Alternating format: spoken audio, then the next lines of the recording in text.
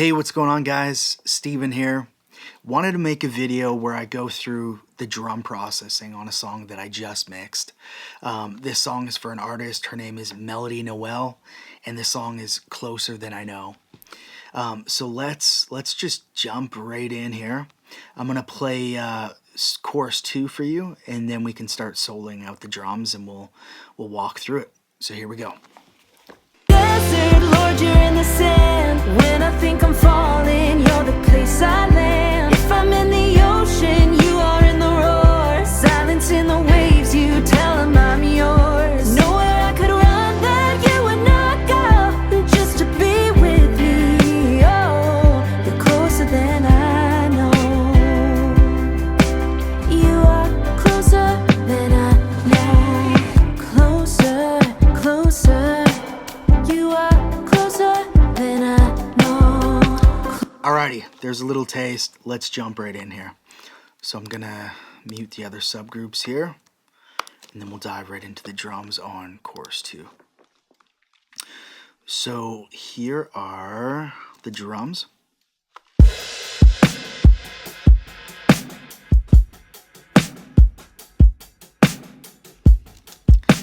Kind of going for like a throwback, sort of almost like a lo-fi sort of sound on the drums.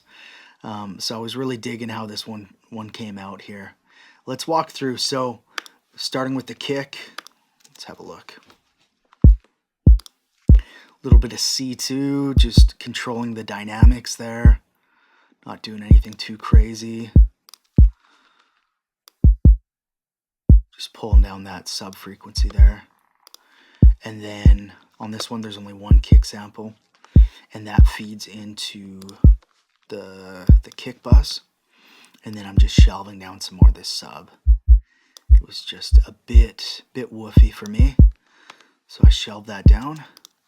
And then moving on to the snare, we've got this Fab C2. Man, I use this plugin so much. It just sounds so dang good. Super transparent.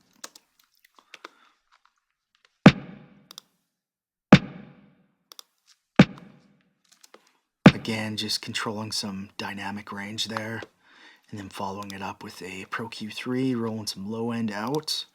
And then there's a second snare sample here.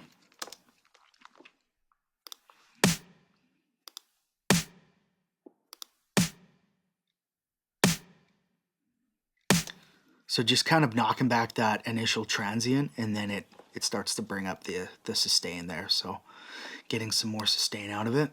And then it's going into this snare subgroup, and we're just adding some more transient.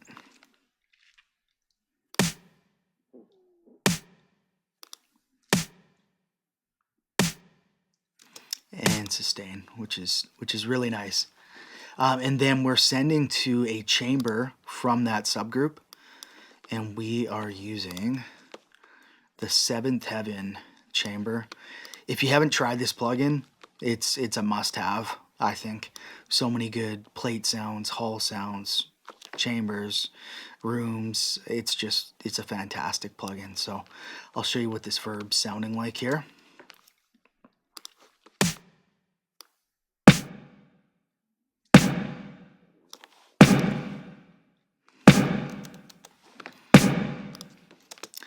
Just add some sustain to the snare. And then on the overheads, we're just rolling off a little bit of the lows there, and then I've got a multi-band here, right around 90 hertz. And then this actual overhead track, it was mono, and I was just trying to get a bit more stereo info. I'm pretty sure I did this. Sometimes these plugins come in with the producers, so this may have been on. It was a while ago, so I forget, but check this out.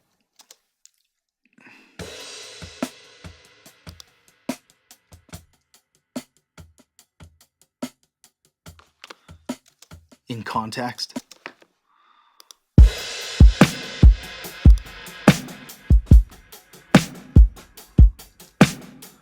Very cool. And then I'm just adding some Spectre to add some harmonics in the, anywhere from 1.5K all the way up.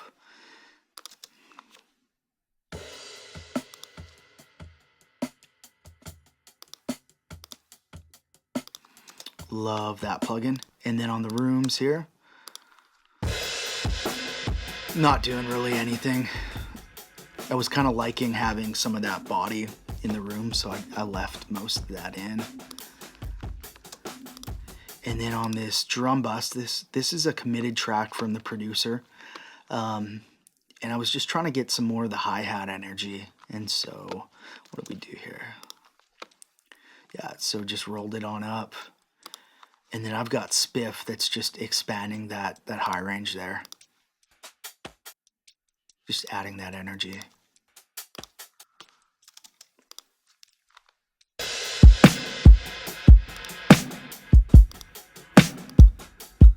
Yeah, it just kind of makes that high frequency dance, which I love.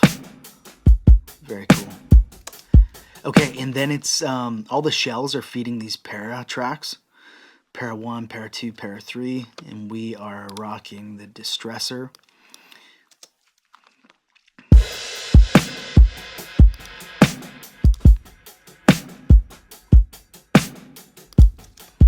Pumping the transients with that.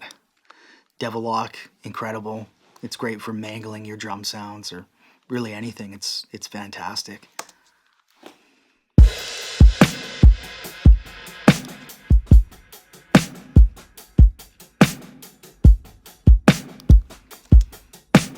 And then the third guy here is the Loch Ness.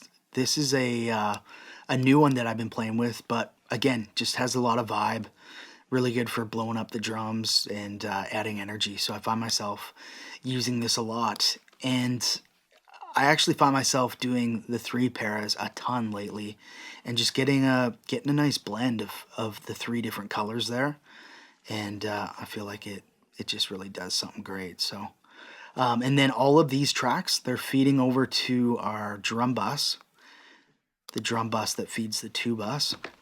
And looks like we're adding some compression. I'm doing this to just kind of do a final level of compression, glue. Sometimes when you do like para stuff, it can start to feel maybe slightly disconnected. And so I would have been doing this to just kind of glue things a bit more. So let's check this out.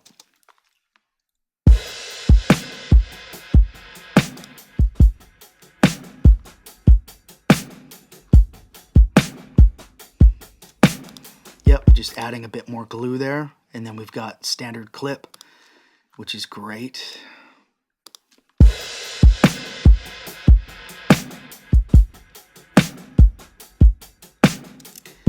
And I'm not even using it as like a clipping effect.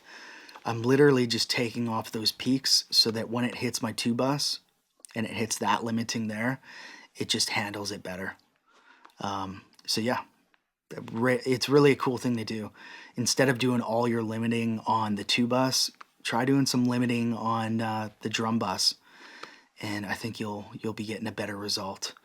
And I feel like you can get things louder when you do it this way too. So, all right, guys, that is the processing on Melody Noel's "Closer Than I Know." Hopefully, you thought this was fun and useful. And if you like stuff like this, just let me know, and I'll maybe make more videos. Hope you guys have an awesome one, and we will talk to you soon. Peace.